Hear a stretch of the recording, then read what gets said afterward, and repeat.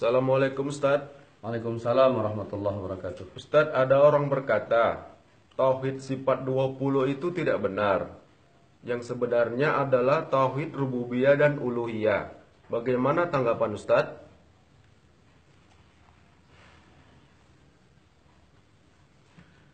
Nah, ada orang memang berpendapat seperti itu. Kenapa kalian bagi sifat 20? Kata, sifat Tuhan menjadi 20. Sedangkan nama Allah itu kan banyak. Kenapa dibagi 20? Saya bilang, kau dapat informasi dari siapa? Kami tidak pernah membagi sifat Allah menjadi 20. Cuman sifat Allah yang begitu banyak itu hanya kami bahas 20 untuk membantah syubhat-syubhat mengenai akidah. Bayangkan kita disuruh Allah berdakwah kepada kafir mengenai tentang Allah. Kalaulah sempat kafir itu bertanya kepada kita yang berdakwah ini, "Hei Muslim," atau "Hei Ustaz," atau "Hei ulama, kalian mengajak kami untuk masuk Islam, menyembah Allah." Lalu dia bertanya, apakah Allah itu ada? Kita jawab apa? Jawab ada. Bahasa Arabnya wujud. Itulah sifat yang pertama dari sifat 20. Kemudian kafir nanya lagi, "Wahai ulama, kalaulah memang Allah itu ada, adanya sejak kapan?" Kita harus jawab, Allah itu tidak dimulai dari tidak ada. Adanya Allah dahulu, bukan belakangan. Nah, bahasa Arabnya apa? Allah itu qidam. Orang kafir nanya lagi, kalaulah memang Allah itu qidam, qidamnya sampai kapan? Adanya Allah sampai kapan? Maka dijawab lewat tauhid sifat 20, sifat yang ketiga, Allah itu kekal. Bahasa Arabnya baqa. 3. Wujud, qidam, baqa. Kemudian orang kafir nanya lagi, kalaulah Allah itu ada, sedia dan baqa, bentuknya seperti apa? Maka majulah sifat yang keempat, Allah mukhalafatuhu lil hawadis. Allah tidak serupa dengan bentuk apapun.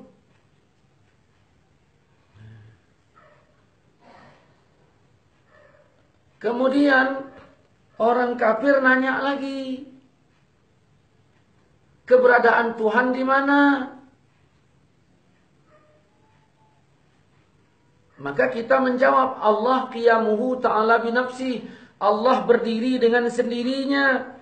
Kan Allah wala makan wa huwal an ala ma alaihi kan. Allah ada sebelum adanya tempat, dan keberadaan Allah sekarang sama seperti sebelum adanya tempat. Maksudnya Allah tidak bertempat. Itulah qiyamuhu ta'ala binafsih. Orang kafir nanya lagi, kalau begitu jumlah Allah ada berapa? Maka keluarlah sifat berikutnya, yaitu Allah wahdaniyah. Allah itu bisanya apa? Maka keluarlah sifat berikutnya, Allah itu kudrah. Allah kuasa menciptakan langit bumi. Orang kafir nanya lagi, yang nyuruh dia buat langit bumi ini siapa? Mandornya siapa? Keluarlah sifat berikutnya lagi, Allah itu iradah. Begitulah seterusnya. Kita break sampai di sini.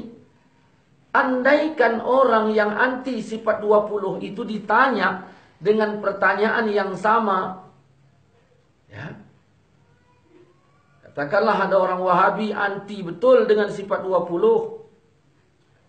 Dia bilang haram dan sebagainya. Ini yang anti. Kalau yang nggak anti, ya alhamdulillah. Nah, kemudian kita tanya dengan pertanyaan yang sama. Wahabi, kafir telah bertanya kepadaku beberapa hal tentang Tuhan. Sudah kujawab lewat sifat 20. Kau bilang sifat 20 itu hukumnya haram. Nggak boleh. Cukup rububiyah dan uluhiyah. Sekarang kau kutanya pertanyaan yang sama. Apakah Allah itu ada? Kau jawab apa? Ya ada. Kalau ada nyontek kami. Kau ngikut kami. Kau bilang nggak boleh. Ternyata kau jawab seperti yang kami jawab. Kutanya lagi keberadaan Allah sejak kapan? Kau jawab apa? Ya sejak dulu. Berarti qidam. Keberadaan Allah sampai kapan?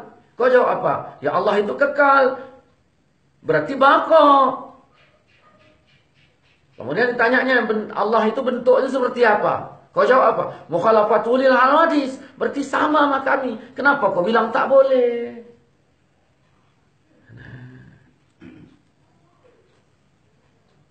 Jadi inilah ini bedanya. Sedangkan tauhid menurut mereka tauhid rububiyah dan uluhiyah. Apa itu rububiyah? Rububiyah itu meyakini yang menjadikan alam ini adalah Allah. Itu disebut rububiyah. Asal yakin yang menjadikan alam ini Allah disebut tauhid rububiyah. Nah, yang kedua uluhiyah. Uluhiyah ini menunggalkan Allah dalam ibadah. Disebut tauhid uluhiyah.